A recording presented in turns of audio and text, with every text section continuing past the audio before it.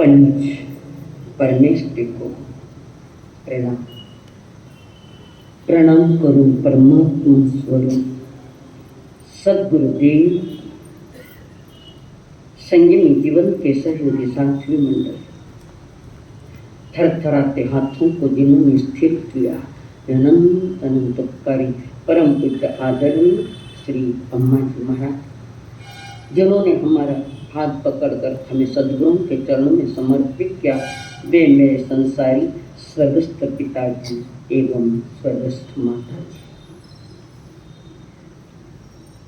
कर्म धर्म का महासंग्राम जानने के लिए आयुक्त विद्वान प्रिय, आप सभी के भीतर में विराजमान भगवान महात्मा को मेरा प्रणाम है।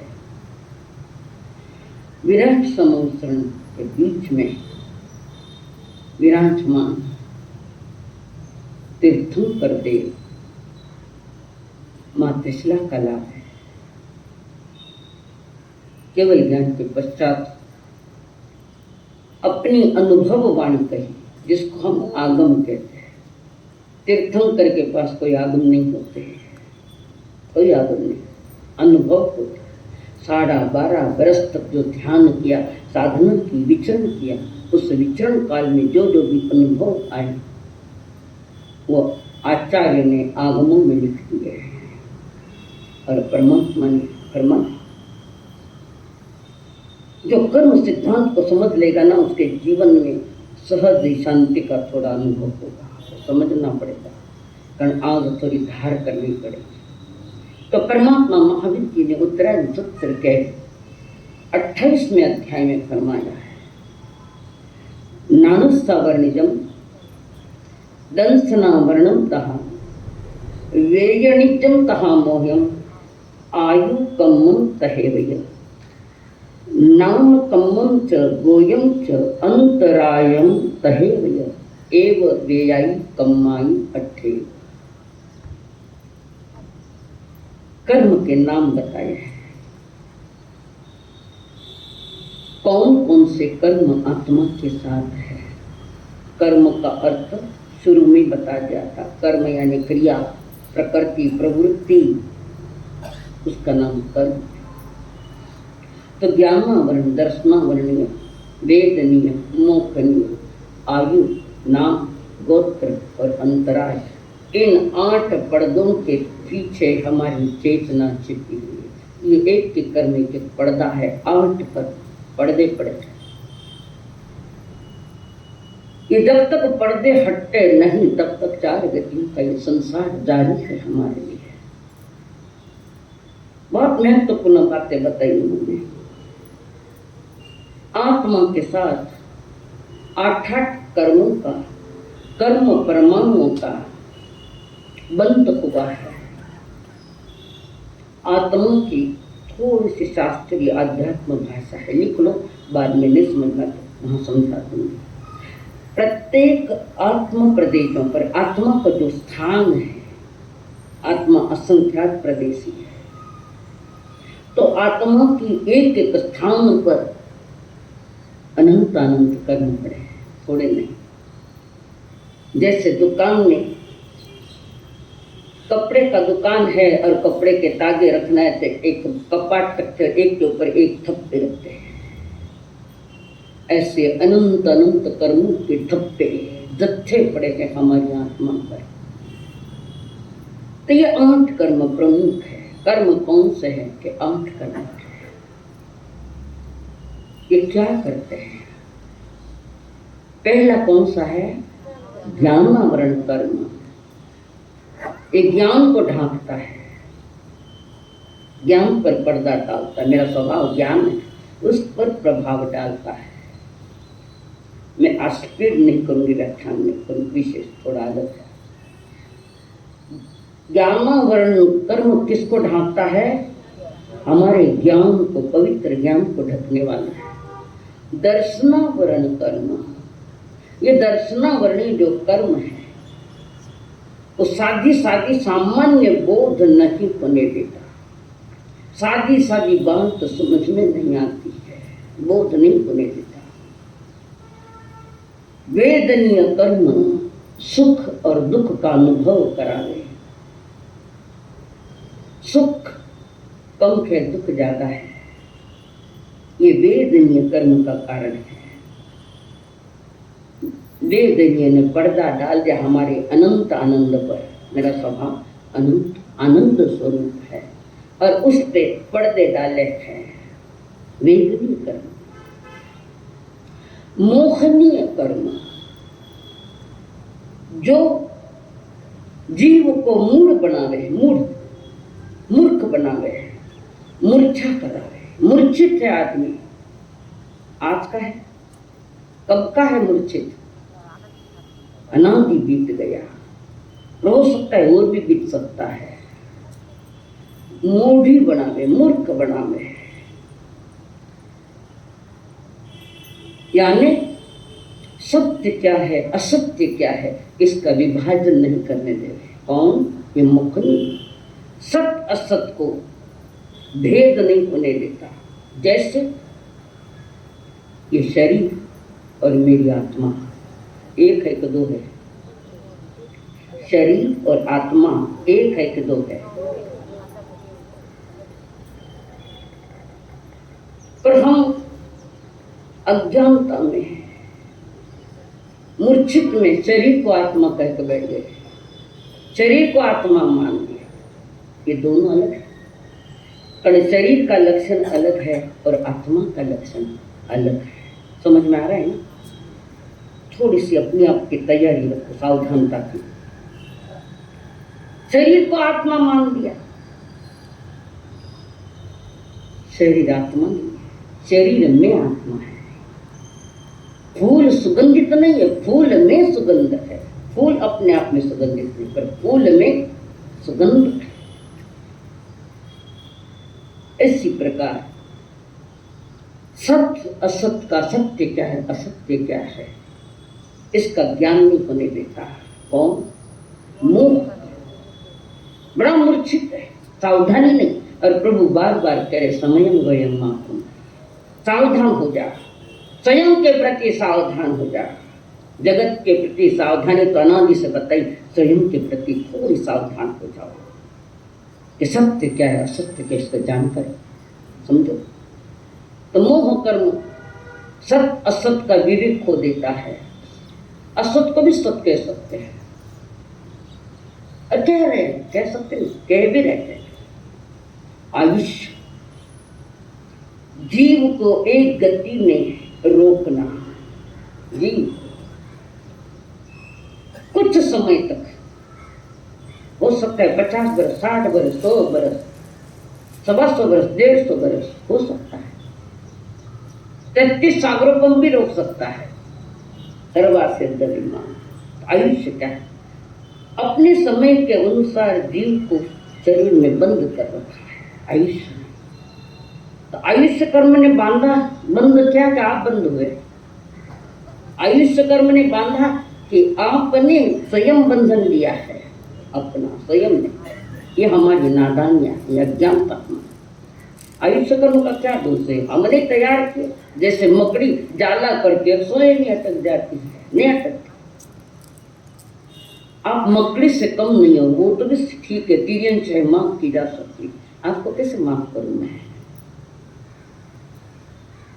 तो ये आयुष्य कर्म कुछ समय तक जीव को एक गति में रोकता है। जब हमारी आयुष्य पूरी होगी तो ये जीव निकल कर जिस गति की तैयार की टिकट लिया, जिस गति का उस गति में जाएगा। वहां के पिंजरे से तो निकल गया, पर दूसरा पिंजरा तैयार है, चाहे नरक तिरंज और देव गति का पिंजरा तैयार है। और ये सारी रचनाएं करने की जवाबदारी स्वयं पर है, अपने ऊपर। उसका अगला है नाम कर्म। शरीर सुंदर असुंदर, कम इंद्रियां, थोड़ी इंद्रियां, ज्यादा इंद्रियां, होता है 21 या 22 या अंगुली वाले होते ज्यादा, ये नाम कर्म। उसके बाद गोत्र कर्म, ऊंच नीच कुल में जन्म लेना। ऊंच घर वो है उच्च घर, उच्च कुल बहुत है। कौन सा उच्च कुल? बोलो, उच्च कुल किसके कहते हैं? ऊंचा कुल किसको कहते हैं? जिस घर में धर्म ध्यान चलता है, प्रार्थना चलती है, प्रतिक्रमण चलता है, सामयिक चलती है, भजन भाव चलते हैं, बड़ों का प्रणाम किया जाता है, छोटों को प्यार दिया जाता है, जिस घर में एक दूसरे के प्रति सहज स्वागत मुस्कुराहट से होता है, नहीं तो तनाव है, फुग्योड़ो मुंडो, आंखें ऐसी विचित्र, वो घर में धार्मिक नहीं कहलाता। ये उच्च कुल जिस घर में प्रार्थना चलती है और जिस घर में सूरज उदय होने के पहले उठा जाता है और प्रभु की प्रार्थना की जाती है, वो उच्च कुल है।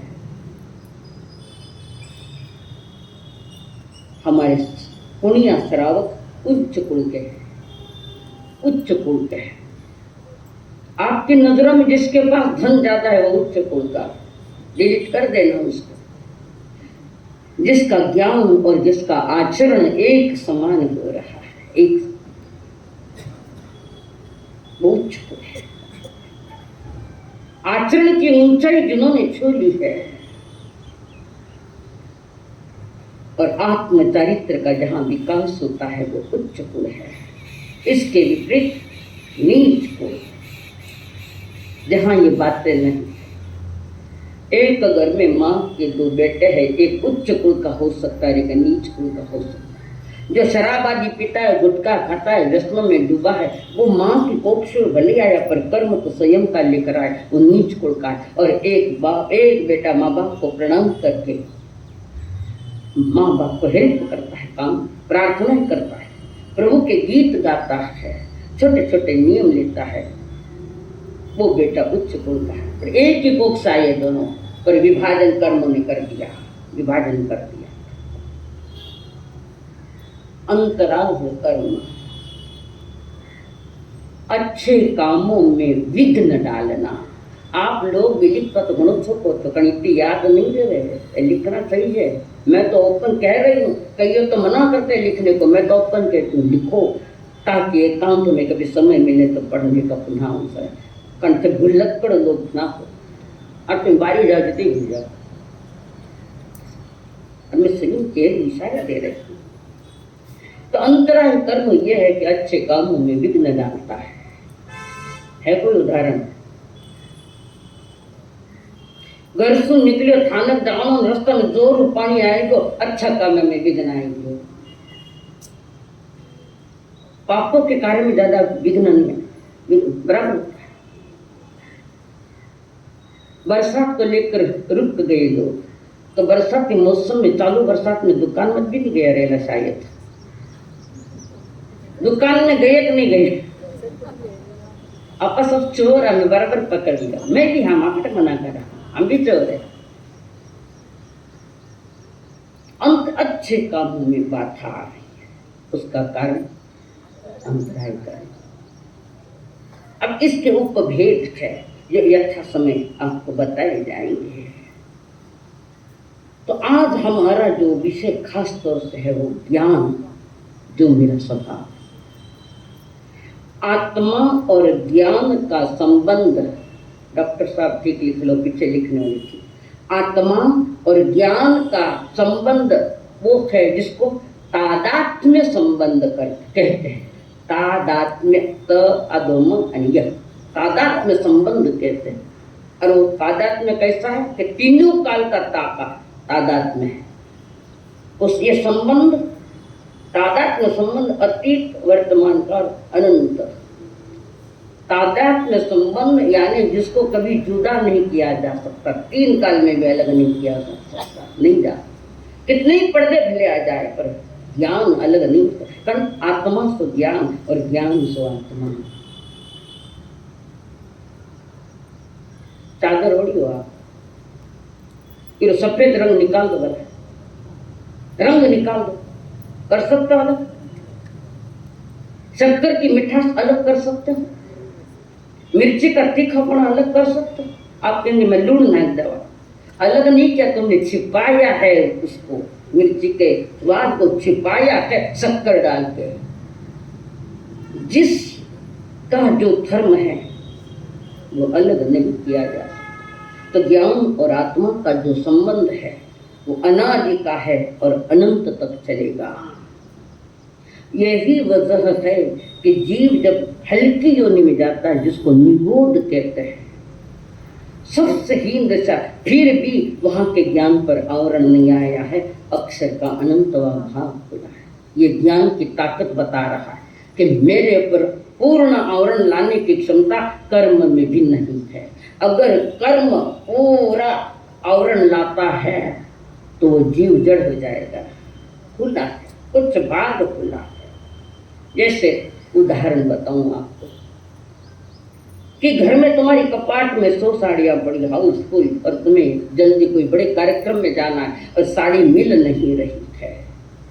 साड़ी ढूंढ रहे हो, जिस साड़ी को पहनना है वो साड़ी अब ढूंढ रही हो, और फिर ऐसे करते करते देखते हैं, ऐसे करते करते पर साड़ी में इतनी सी वो साड़ी दिख जाए, कितनी इतनी सी, इतनी साड़ी दिख कि पूरी साड़ी खींच रही। समझ में आया उदाहरण? आपके लोग जगत के उदाहरण लो तो जल्दी पकड़ में आ जाए। इतनी सी दिखी। ऐसे इतना सा ज्ञान जो निगोदिया में है, नियति के अनुसार जीव जब बाहर आता है, इतने का इतना दिखा तो उसका विकास करते जा रहा है, और वो विकास होता है केवल ज्ञान तक। छोटी सी किसी चीज को छोटी मत समझो। ठोकर पहाड़ों से नहीं लगती, छोटे से ठोकरों से इससे लगती है। छोटी छोटी बातें सुनो, ठोकर लगती है छोटे पत्थर से, पहाड़ से ठोकर नहीं लगती। तो छोटी छोटी बातें अगर समझ में आ जाए तो एक दिन पहाड़ों की सुनहरे को यात्रा कर लोगे आप। तो यहाँ पर 8 कर्म जो बांध कर रहे हैं, और इसमें जीव और आत्मा का जो संबंध है, जीव और शरीर का जो संबंध है, परिवर्तन शरीर में परिवर्तन होता है, गति भी दूसरे ले लेता है, पर आत्मा का ज्ञान कभी अलग नहीं होता, 3 काल में भी नहीं होता। तो परमात्मा महावीर कह रहे हैं, तो कर्म बंधन के कारण कल तक बताती रही मैं, क्या है कर्म बंधन के कारण? राग और द्वेष। राग अपनी तरफ खींचता है और द्वेष दूर फेंकता है। 2 बताए ना, ये कैसे है? जैसे 2 प्रकार की बिजली है, 2 प्रकार की, और एक एसी और एक डीसी, नेगेटिव पॉजिटिव, 2 तरह की। इसमें एक बिजली का करंट लगा तो अपनी तरफ खींचती है, करंट लग गया तो अपनी तरफ खींचती है, और एक बिजली, एक उसमें एक डीसी जो है वो दूर फेंकती है, दूर फेंकती करंट में। ऐसी 2 प्रकार की नदियां भी है, अभी मुझे नाम याद नहीं।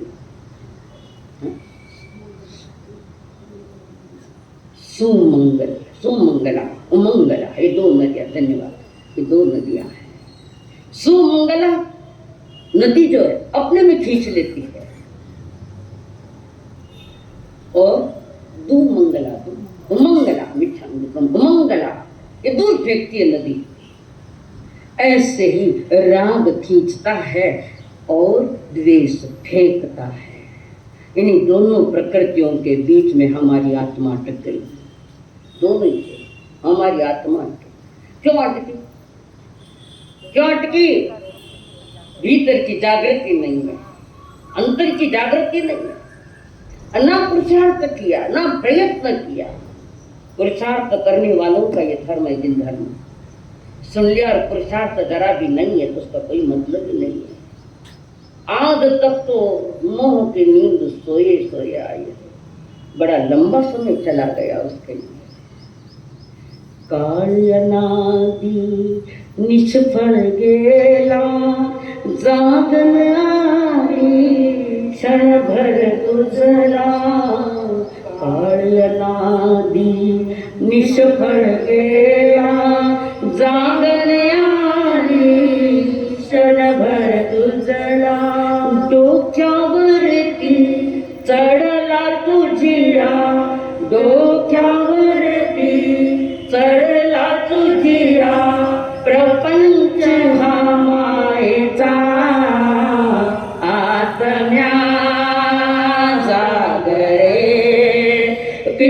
झोप तुगे शिरता, कीर्ती झोप तुगे शिरता। मराठी में समझे तो मराठी में गाओ, समझो कहीं से किसी भाषा में। क्या हुआ हमारा, क्या दुर्दशा, काल अनादि निष्फल गेला, कोई फलश्रुति नहीं हुई, कोई भी फलश्रुति नहीं हो पाई।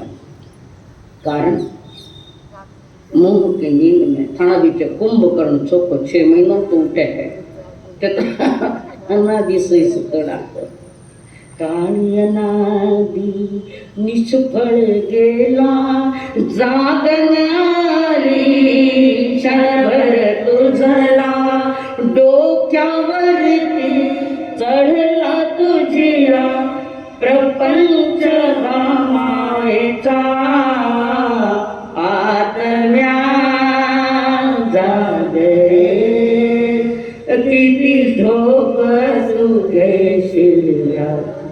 ये देह की नींद नहीं, आत्मा की नींद की बात करे। देह तो रात में सोता है, सवेरे उठ जाता है, उसका क्या मतलब, क्या कीमत पता ना। मोह की नींद में हम जो पड़े हैं, इस मोह की नींद के कारण सत्य क्या है, असत्य क्या है, देह क्या है, आत्मा का क्या क्या है, इसका अनुभव नहीं आ रहा है, समझ नहीं आ रही।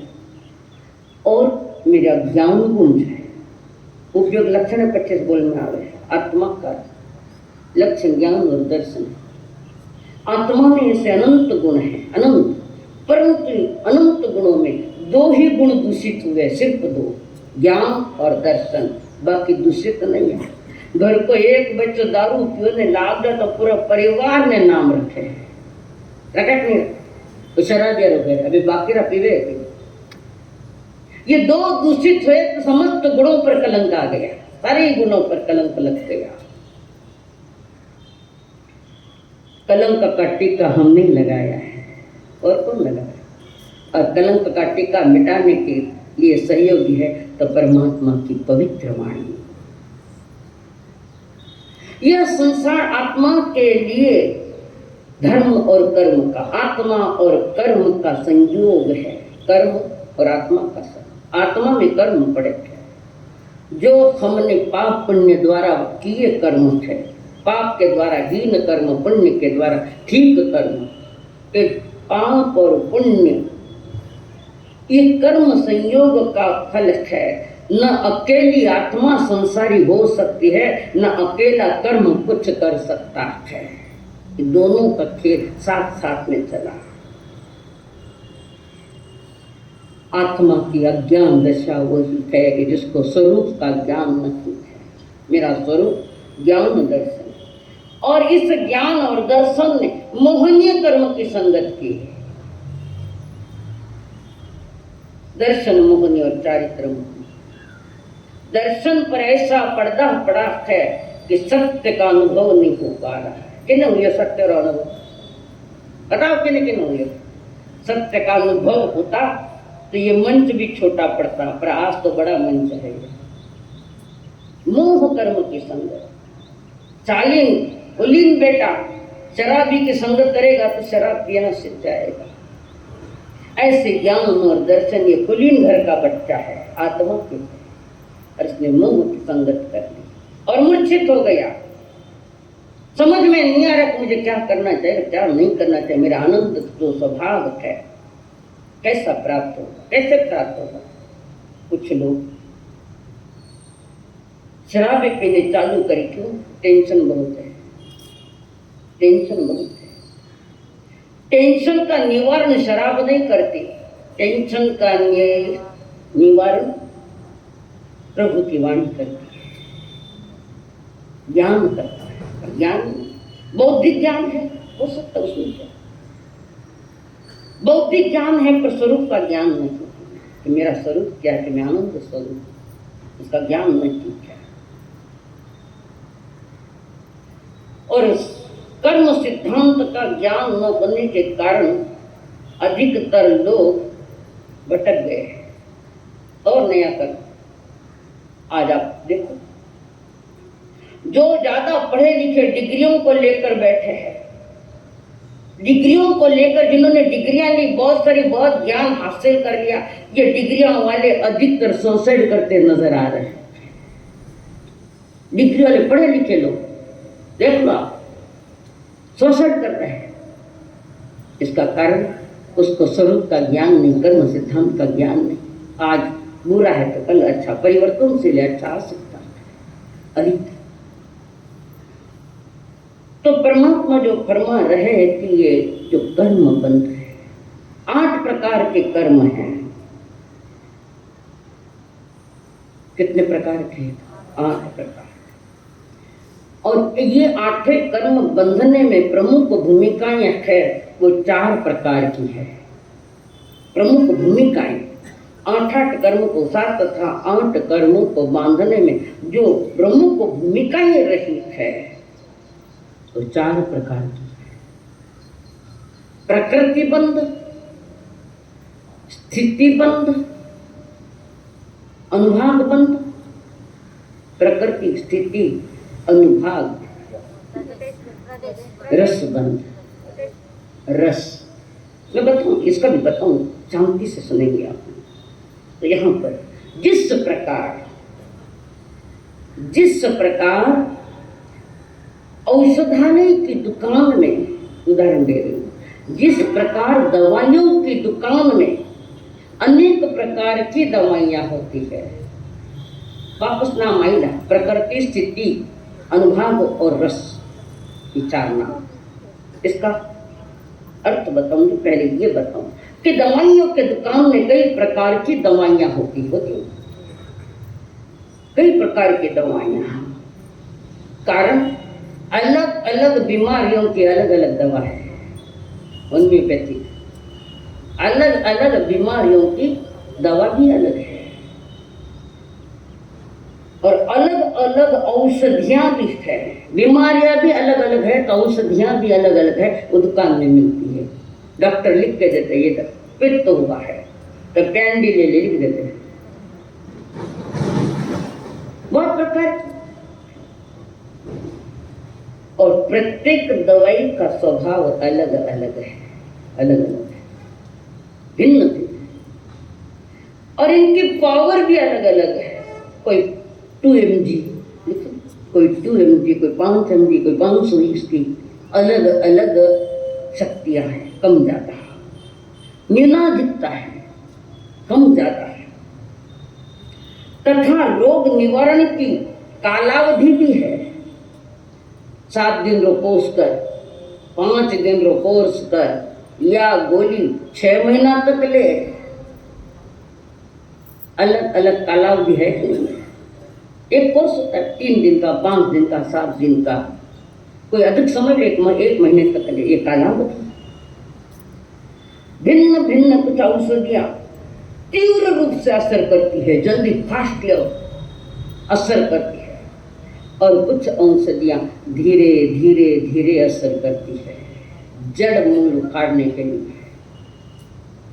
आयुर्वेदिक या होम्योपैथिक जड़ से निकालती है, और एलोपैथिक तो असर तो जल्दी करती है पर साइड इफेक्ट दे देती है, कुछ साइड इफेक्ट आ जाता है। ऐसा ही जो कर्म प्रकृति बंध, स्थिति बंध, अनुभाग बंध और रस बंध। तो ये प्रकृति बंध क्या है कि हम जो क्रियाएं कर रहे थे, कर्म यानी हमें जो क्रियाएं कर रहे थे हम लोग, वो जो क्रियाएं हैं किस जाति का कर्म है? ज्ञानावरणीय है, दर्शनावरणीय है, आदि आदि 8 कर्म। ये कर्म किस जाति का है? ये प्रकृति बंध कहते हैं इसको। किस प्रकृति वाला है? ज्ञानावरणीय कर्म के प्रकृति है ज्ञान को ढांकना। जैसे बादलों में सूरज छिपा हुआ है, बादलों में सूरज छिपा हुआ है, मिटा नहीं है। ऐसे ही आत्मा का ज्ञान इन पर्दों में छिपा हुआ है, और ये पर्दे हटे पूरे कि केवल ज्ञान दिया। वो सूरज मिटा नहीं, वो सूरज की रोशनी गई नहीं है, बादल आए हैं। ऐसे आत्मा में केवल ज्ञान की सत्ता आपके हमारे सब में भीतर में अभी पड़ी है, अभी है, मौजूदा स्थिति में भी है, परंतु 8 कर्मों के पर्दे आ गए, जिसमें ज्ञान और कर्म का पर्दा आ गया। तो पहला है प्रकृति बंध। प्रकृति का अर्थ है स्वभाव। ज्ञानावरण कर्म किस स्वभाव का है?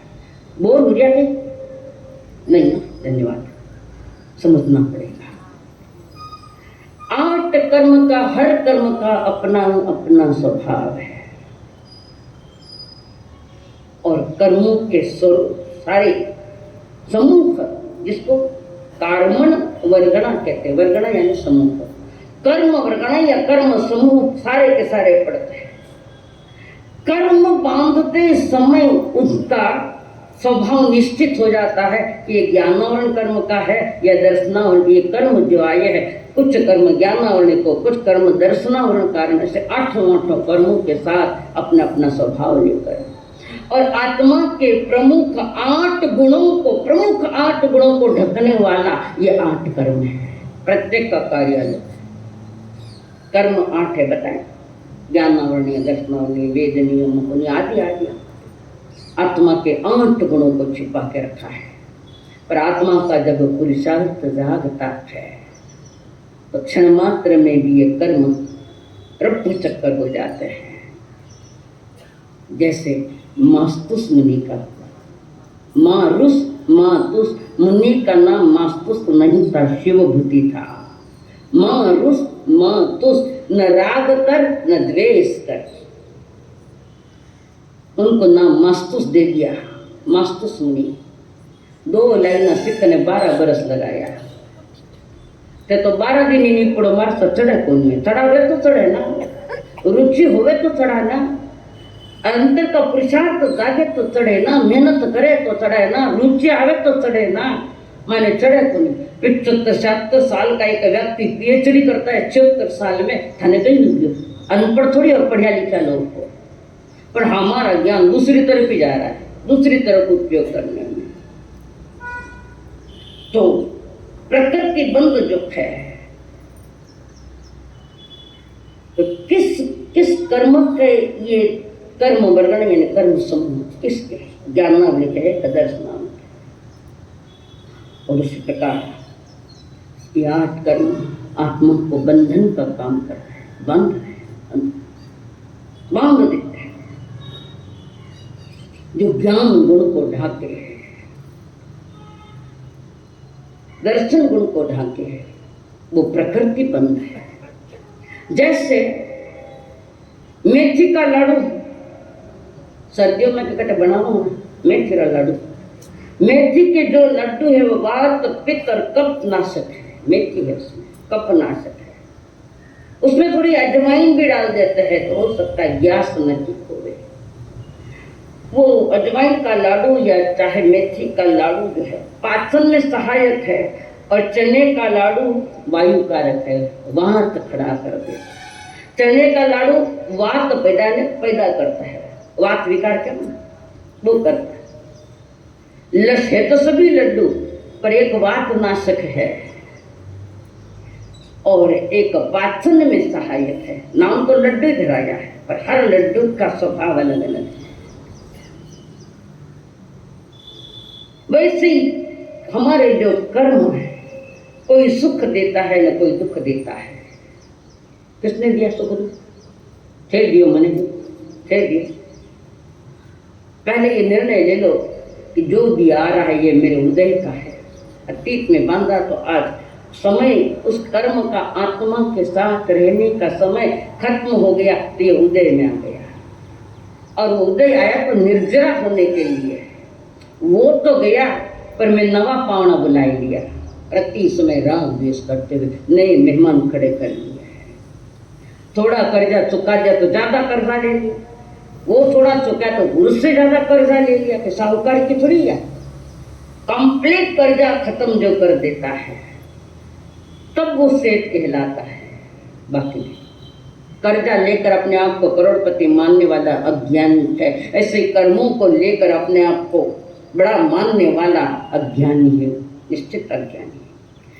तो प्रकृति बंध, किस प्रकृति का कर्म आ रहा है, एक। दूसरा स्थिति बंध, जो कर्म आए हुए हैं वो आत्मा के साथ जुड़ गए हैं, बंद हो गए हैं, वे आत्मा के साथ कितने समय तक रहेंगे, उसका नाम है स्थिति बंध। काल मर्यादा को दर्शाता है ये कर्म।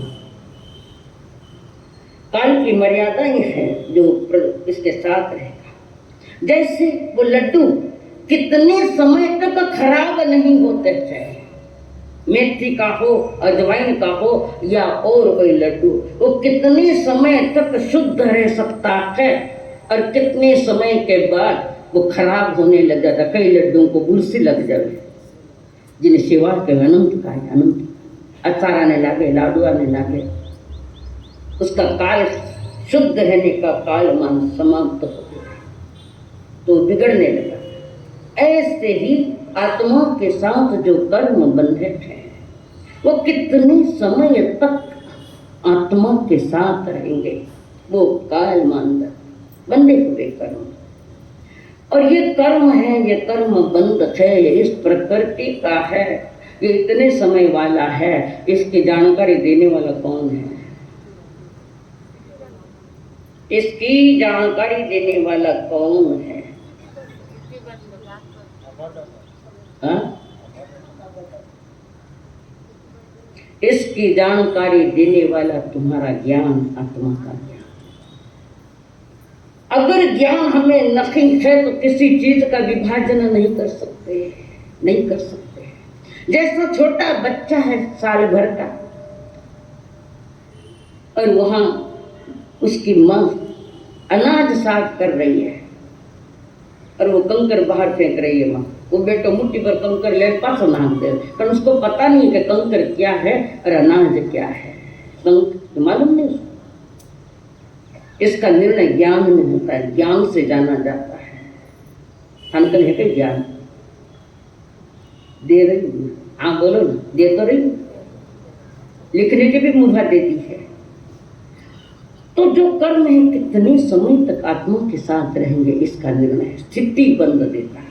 जैसे लड्डू कितने समय तक शुद्ध रहेंगे, पर एक समय के बाद वे भी खराब होने लग जाते हैं, उसको कहते हैं स्थिति बंध। सुनिश्चित काल कर देता है स्थिति बंध, निश्चय कर देता है। अनुभाग बंध या रस बंध, कर्म रूप में ग्रहित परमाणु की यानी कर्म फल की, फल देने की ताकत कितनी है। जो कर्म पहले बंधे वो उदय में आए और अपना फल दे रहे हैं। तो मनुष्य जन्म में आए के फल मिला है, पूर्व में कहीं क्या, ये फल भोग रहे हैं हम, अच्छे बुरे भी फल हो सकते हैं। तो जो रस है या अनुभाग है, कर्म रूप में ग्रहित जो कर्मण वर्गण यानी कर्म जो आए हुए हैं, वो कर्म फल देने की शक्ति के निर्माण को कौन से कर्म कितनी रस शक्ति देता है, यानी जो फल उदय में आए है उसका क्या अनुभव होता है आपको। जो कर्म उदय में आए हैं वो कितनी तीव्रता लिए हुए है या कितनी मंदता लिए फल देने में, उस पर टिका है रस बंध। समझ में आया? प्रकृति बंध किस जाति का है कर्म, स्थिति बंध आत्मा के साथ कितने समय तक रहने वाला है। वो सदारा वास्ते पावना को नहीं तो दाऊं वाला पावना है, पर पावना बिना थानी असिंगे को नहीं नया पावना लेना जावा पाता। वर्तमान उदय वर्तमान में, बंध वो भी वर्तमान में, निर्जरा वो भी वर्तमान की है। इसलिए प्रभु कहते हैं समयम वयम मातम, समय मात्र का भी प्रमाद मत कर। प्रत्येक क्षण किसी क्षण से कम नहीं है, प्रत्येक कोई क्षण कमजोर नहीं, सभी क्षण महत्वपूर्ण है। तो रस बंध समझ में आया? वापस बोलो, धन्यवाद। प्रकृति बंध जो मैंने गलत कार्य किए तो किस किस प्रकृति के कर्म आए, कितने आए, प्रकृति बंध। किस प्रकृति वाला आया, तो ज्ञानावरण कर्म बंधा है तो ज्ञान में बाधक बनकर फल दे रहा है, ज्ञान चढ़ने नहीं देता।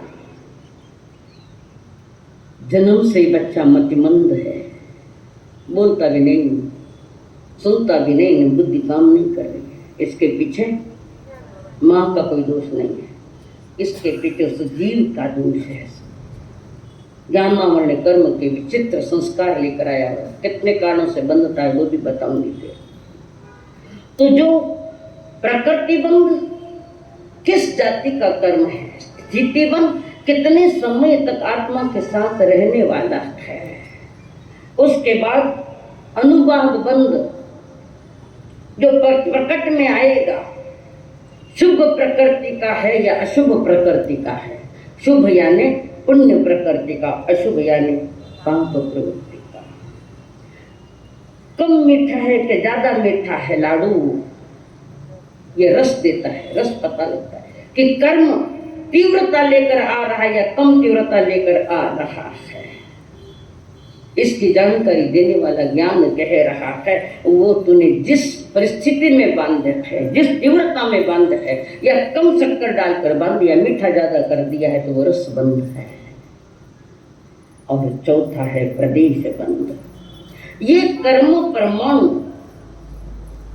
परमाणु समस्त लोक में परमाणु है और जीव के जो परिणाम है उस परिणामों के अनुसार वो आजू बाजू में अनंत परमाणु पे खींचे आते हैं, खींचे आते। तब आत्मा के ऊपर ये आठवें कर्म कितने कितने आए हैं, अनंत अनंत, एक एक प्रदेश, आत्मा के एक एक स्थान पर अनंत अनंत ये कर्म है। कर्म तो अनंतर अभी भी तुम सामयिक में भी हो तो भी कर्म आ रहे हैं, पर कर्म आए तुम सिर्फ कर्म सिद्धांत सुनना, उस पर मत जुटना, उस पर मत जुटना। नहीं, कर्म आने की संभावना नहीं, यानी अशुभ कर्म आने की संभावना नहीं। एकाग्रचित्त होकर ही सुना तो, समझा तो तुम स्वयं सभी आत्मा ही ज्ञान की रोशनी लेकर चले, श्रुत ज्ञान का जलता दिया हाथ में लेकर चलो। कर्म की कोई इतनी शक्ति नहीं कि जो मुझे बांध सके, बंधा तो मैं हूं, कौन बंधा है? एक फकीर के पास एक आदमी आया और फकीर को कहता, महाराज, फकीर साहब मैं बहुत दुखी हूँ, मैं संतुष्ट हो गया, ऐसा मन करता है कि मर जाऊं, मैं बहुत दुखी हूँ, दुख का निवारण का कोई उपाय तो बताइए मुझे। जाओ के संतक ने पूछने, जाओ अपनी जाओ, भूल अपनी समझो। पहले आकाश में पत्थर डालकर नीचे सर किया तो सर फूटेगा। किसने फोड़ा तुम्हारा पत्थर? किसने फोड़ा पत्थर? आकाश में किसने डाला? और सर नीचे किसने किया?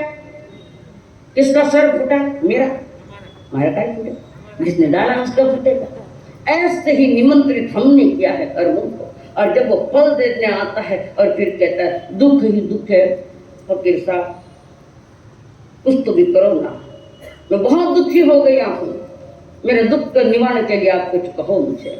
वो फकीर अपने आश्रम में गया और वहां से एक रस्सी लेकर आया, रस्सी, बड़ी रस्सी, और स्वयं झाड़ को टच करके खड़ा और अपने को रस्सी बांध रहा है, अपने को रस्सी बांध रहा है। तो उस व्यक्ति ने कहा,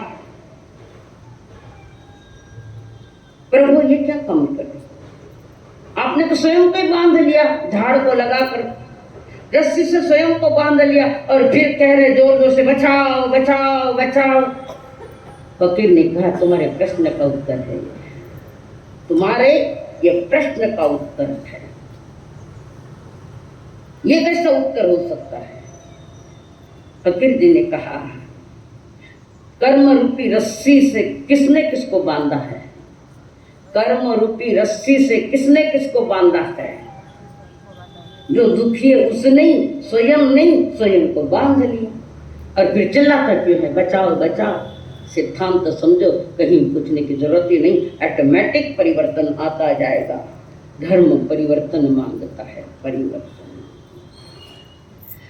तो ये जो कर्म बंधता है तो पहले से ज्ञान पूर्वक समझ लो। कारण ज्ञान में ही सारे निर्णय आते हैं, दर्शन में नहीं, न मोहनी में नहीं, निर्णय सिर्फ ज्ञान में आते हैं। कारण ज्ञान में जानने की क्षमता है, योग्यता है, पूर्ण योग्यता है, बिना ज्ञान के नहीं हो पाती। एक बहुत बड़ी फैक्ट्री और बड़ी बड़ी मशीनें हैं और अचानक मशीन बंद पड़ गई। टेक्नोलॉजी क्या प्रॉब्लम है ध्यान में नहीं आया, मशीन बंद पड़ गई। कईयों को बुलाए इंजीनियरों को, पर चालू नहीं हुई, वो चालू नहीं हुई मशीन। फिर एक किसी ने कहा, उसको बुलाया, वो बहुत होशियार इंजीनियर, उसको बुलाओ, उसको बुलाया। उसने सारी मशीन चेक करी, पूरी मशीन चेक करी, पुर्जा पुर्जा चेक कर। उस व्यक्ति ने कहा मैं मशीन चालू करके दूंगा पर 10,000 रुपये लूंगा। बड़ी फैक्ट्री, रोज नुकसान हो रही है, 10,000 रुपये लूंगा। ठीक है, 10,000 रुपये देता हूँ। और उसने एक छोटी सी हथौड़ी लाई और हथौड़ी से जहां मारना था मार दिया, मशीन चालू हो गई। मालिक ने कहा ये क्या है, एक हथौड़ी मारी, एक बार मारी और 10,000 रुपये मांगते हो। तो बोला हटाओ, बोलो आओ ना। एक ही छन्नी मारी तुमने पुर्जे पर, चालू हो गई, तो इसका क्या 10,000 रुपया दिया जाता है क्या? एक हथौड़ी मारी, उसके 1 ही रुपया है, और वो कहाँ मारनी, इसके लिए मैंने इतने 9,999 कहाँ मारनी चाहिए, या कहाँ मारनी चाहिए, इसका निर्णय देने वाला ये ज्ञान है। ज्ञान है जगत का स्वरूप, आत्मा का स्वरूप सब बताने वाला ये ज्ञान तत्व है। महाराजा जनक सभा में बैठे हुए हैं, हजारों लोग बैठे हैं, और महाराजा जनक सभा में सिंहासन पर बैठे हुए हैं। अचानक बाजू का छोटे से जरो मरके में से ठंडी ठंडी हवा आई, ठंडी ठंडी हवा आई, और महाराजा जनक को थोड़ी नींद आ गई। हमारा झोंका भी नींद आएगी, तने गोलियां खाते नींद नहीं आवे, कारण दिमाग को पूरा खराब करके रखा है। नींद आ गई, और नींद में राजा ने स्वप्न भी देख लिया कि मैं भिखारी बन गया, रणवास की रानियां मर गई, भंडार का धन चला गया, मेरा सारा राज्य चला गया। टेंशन लिया, बहुत टेंशन लेकर हाथ लगाया, मुकुट है ऊपर, नींद खुली और देखा तो जो थी चीजें जहां की तहां व्यवस्थित है।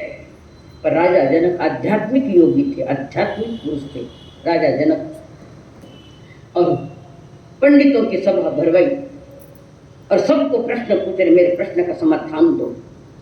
तो वहां पर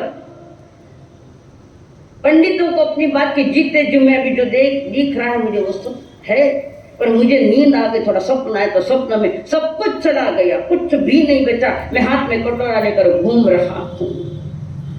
वो सच है कि ये सच है, फिर बताओ मुझे।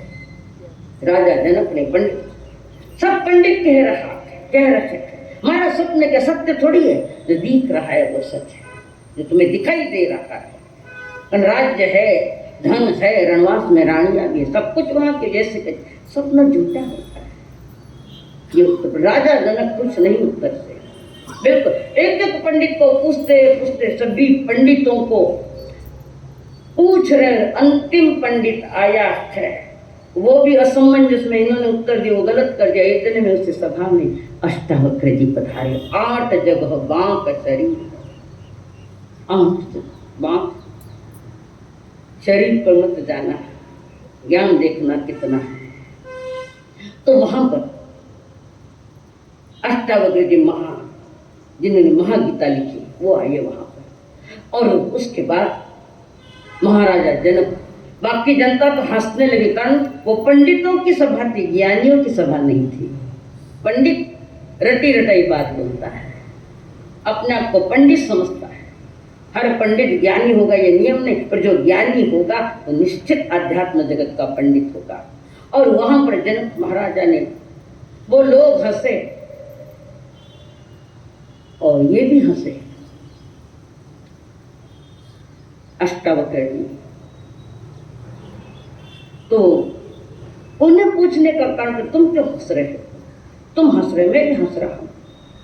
राजा जनक ने पूछा, कुछ दम है इनमें? और उसी के बाद राजा जनक को कहा, महाराज ये तुम्हारी सभा चमारों की सभा है, शरीर को देखकर हंसती है। चमारों की सभा है, ये ज्ञानियों के पंडितों की सभा नहीं है।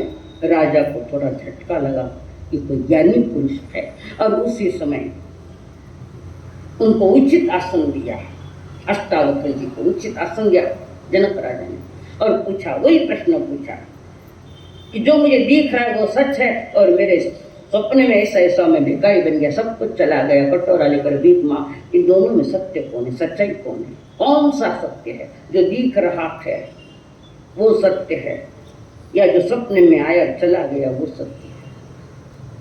अष्टावक्र जी ने कहा, महाराज दोनों ही झूठ है, दोनों ही झूठ है।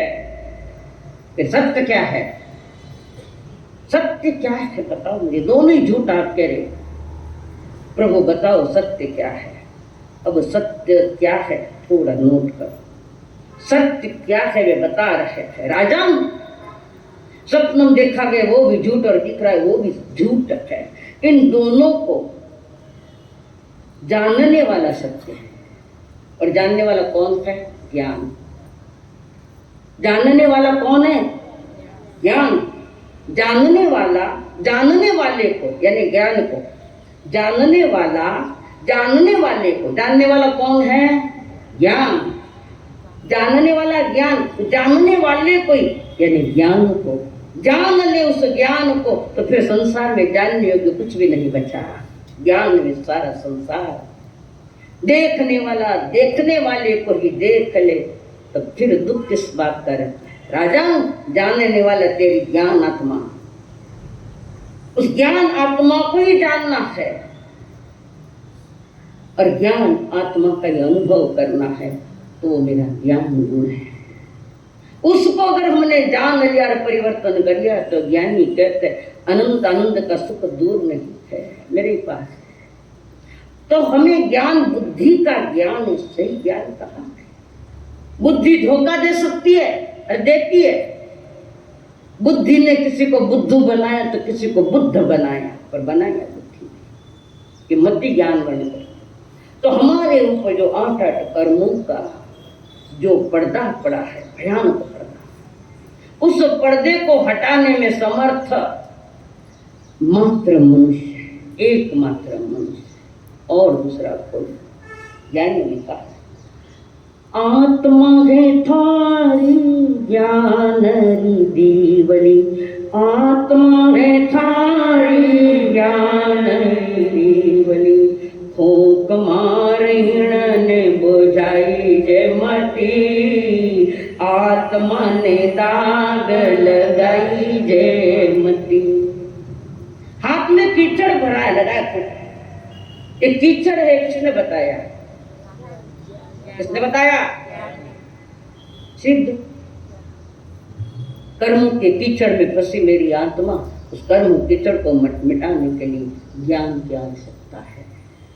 आत्मा के थारी ज्ञान दीवली, फूंक मारण ने बुझाई जे मटी, आत्मा ने दाग लगाई जे मटी।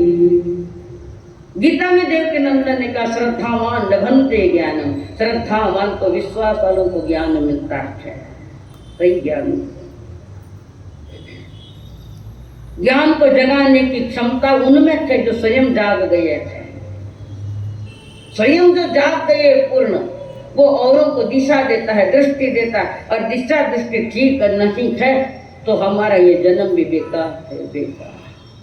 आत्मा है थारी ज्ञान देवली, फूंक मारण ने बुझाई जे मटी, आत्मा रे दाग लगाई जे मटी। तो 4 प्रकार से जो कर्म बंध 4 प्रकार के बताए हैं। अब ये कैसे बंध है? कर्म बंधन के कारण क्या है? बड़ा लंबा प्रोसीजर है। वो प्रोसीजर प्रारंभ करने के पहले धनचंदन राजा और मलिया गिरिरानी, धनचंदन राजा और मलिया गिरिरानी, युग युग से भारत में अमर कहानी, धनचंदन राजा और मलिया गिरिरानी, धनचंदन राजा और मलिया गिरिरानी।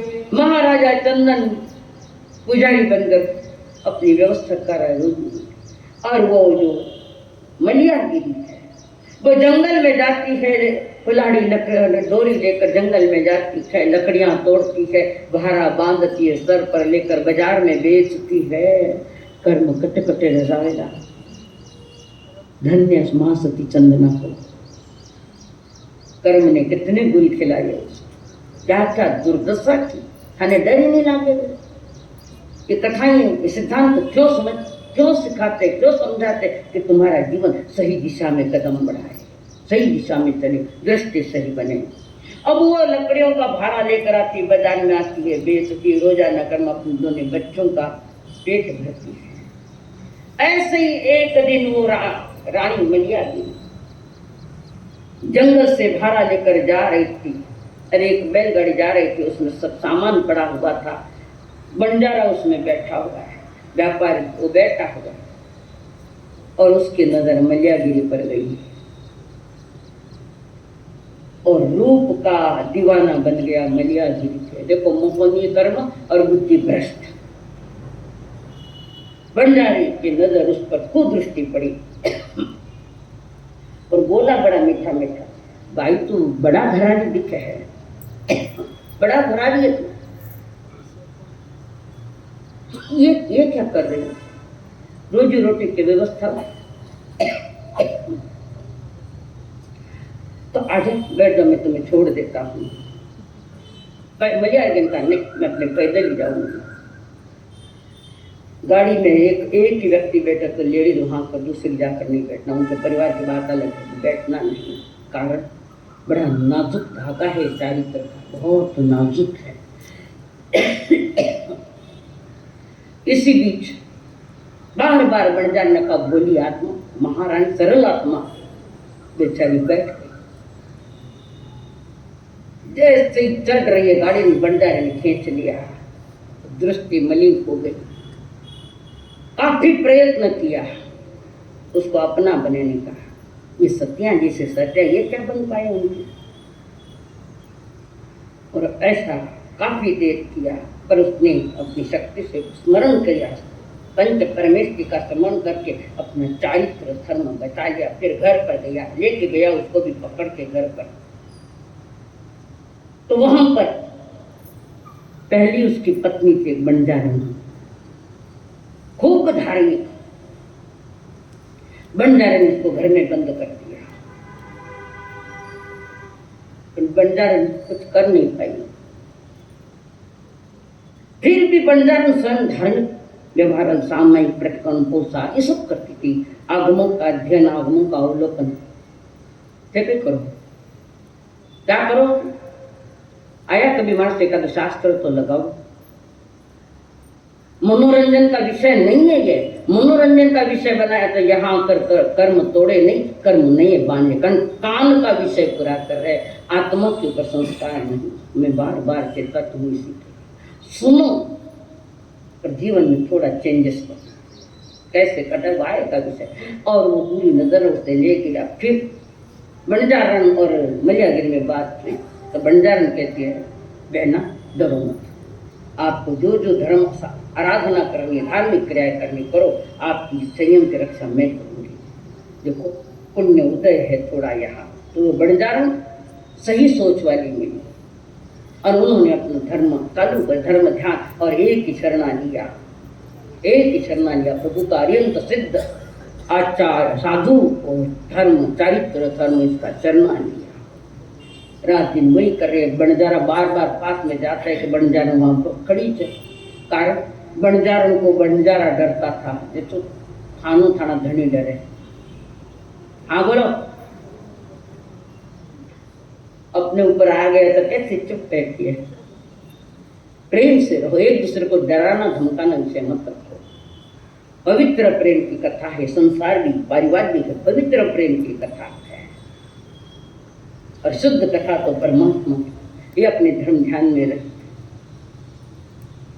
और बंजारे ने उसको सहायता दे के बंजारे ने प्रभु को पुकारा, हे प्रभु संकल्प हो हमारा इंसान हम बनेंगे, संकल्प हो हमारा इंसान